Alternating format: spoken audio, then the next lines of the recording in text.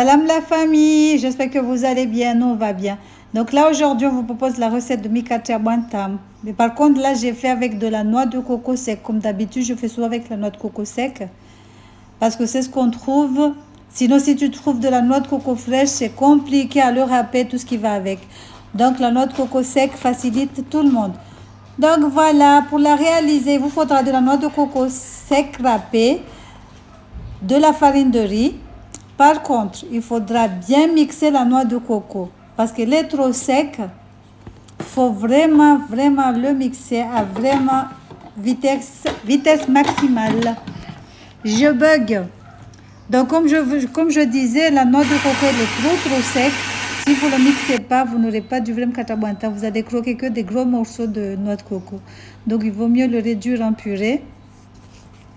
Donc, ce qui est bien, c'est de rajouter le lait de coco avec la noix de coco sec pour le mixer ensemble. Mais bon, ce que j'ai fait aussi, c'est la même chose, ça marche.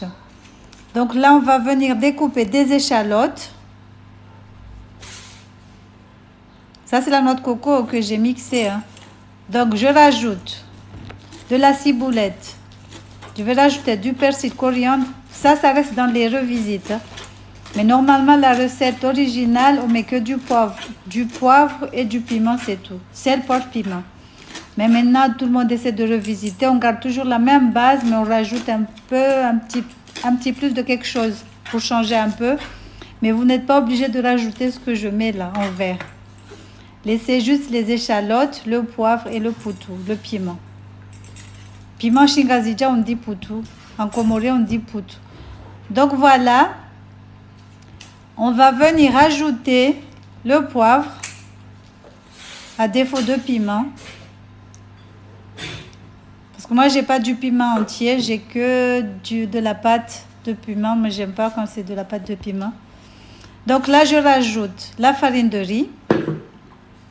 Je vais rajouter de la noix de coco, du lait de coco. Là, j'ai lavé un tout petit peu la boîte avec un peu d'eau tiède. Donc, on va venir mélanger le tout. Mais si vous utilisez du lait de coco, de la noix de coco fraîche, vous n'êtes pas obligé d'utiliser le lait de coco.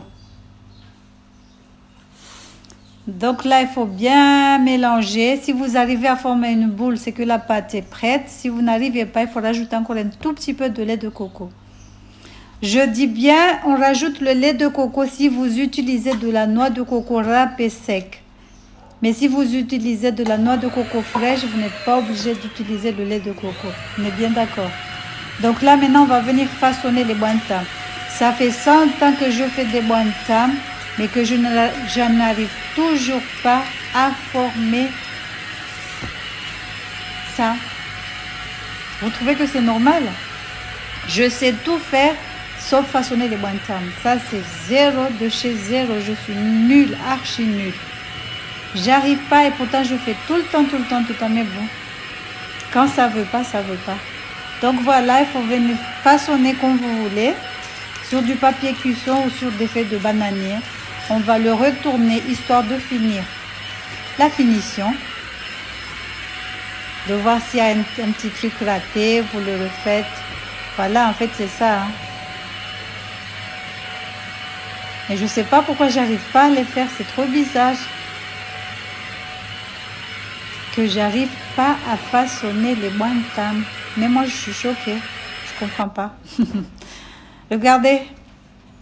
C'est pas des... on dirait des... Je sais pas. Bref. Voilà. Maintenant, on va passer à la cuisson. On va passer à la grillade parce que par contre je l'ai fait au charbon. Donc j'ai utilisé des feuilles de bananier parce que j'en ai chez moi. Donc j'en ai utilisé. Vous allez voir la différence entre ceux qui sont faits au charbon. Donc il faudra les griller des deux côtés et les retourner. Voilà. Et j'attends vos retours. Bisous. Salam alaikum. Regardez ça, c'est la cuisson au four.